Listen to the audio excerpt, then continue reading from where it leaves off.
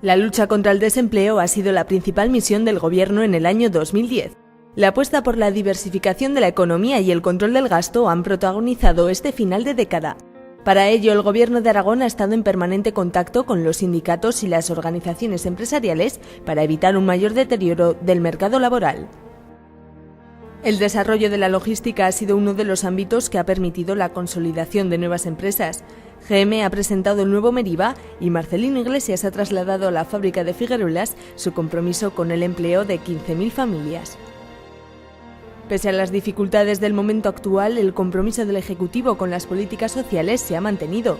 La salud, la educación y los servicios sociales han sido los tres pilares fundamentales para mejorar la calidad de vida de los aragoneses. En materia de salud, las inversiones se aproximan a los 550 millones de euros desde el año 2003. También han sido importantes las inversiones en educación.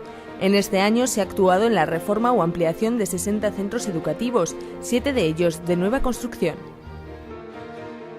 La inserción de las personas ha sido una constante a lo largo de todo el 2010. Desde la puesta en marcha de la Ley de la Dependencia, Aragón ha invertido 130 millones de euros en esta materia. En este año se han creado 800 nuevas plazas en residencias para personas mayores dependientes, un 20% más que el año anterior, y se ha actuado en la construcción o reforma de diversas residencias. Asimismo, se ha elevado hasta los 12 millones de euros las ayudas para la inclusión social en 2010. Este 2010 ha sido un año especialmente emotivo por la despedida de un gran aragonés. El escritor, cantautor y político José Antonio Labordeta fue arropado por miles de aragoneses en su capilla ardiente, donde se le impuso la Medalla de Aragón a título póstumo.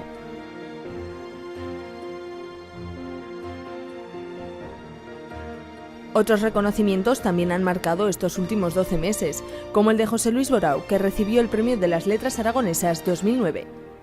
En el ámbito cultural, la comunidad se ha sumado en la celebración del Año Jacobeo, una cita que marcó su inicio en Jaca y que ha resultado una magnífica ocasión para reafirmar el protagonismo de Aragón en la ruta hacia Santiago de Compostela. Del mismo modo, el Gobierno no ha cesado en su empeño de recuperar los bienes de las parroquias del Aragón Oriental, un apoyo que se ha visto reflejado en la apertura del Museo Diocesano de Barbastro-Monzón. Este año ha sido especialmente fructífero en la búsqueda de apoyos al eje 16 y a la travesía central pirenaica. El presidente de Aragón ha mantenido múltiples reuniones con representantes internacionales y agentes económicos. Además, se ha puesto en marcha el Plan Red de Carreteras, que con una inversión de 650 millones de euros permitirá renovar 2.500 kilómetros de la red autonómica, generando en los próximos 3 años cerca de 13.000 empleos.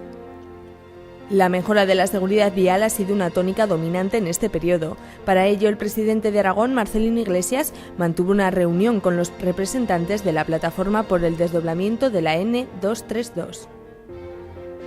El 2010 también será recordado por la puesta de gala de Motorland. El circuito alcañizano albergó el primer Gran Premio de Aragón, una prueba que rebasó con buena nota ya que se confirma como circuito oficial para próximas competiciones.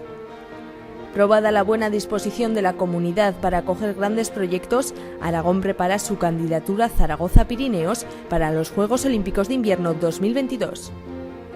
Un año fin de década marcado por los retos y las oportunidades.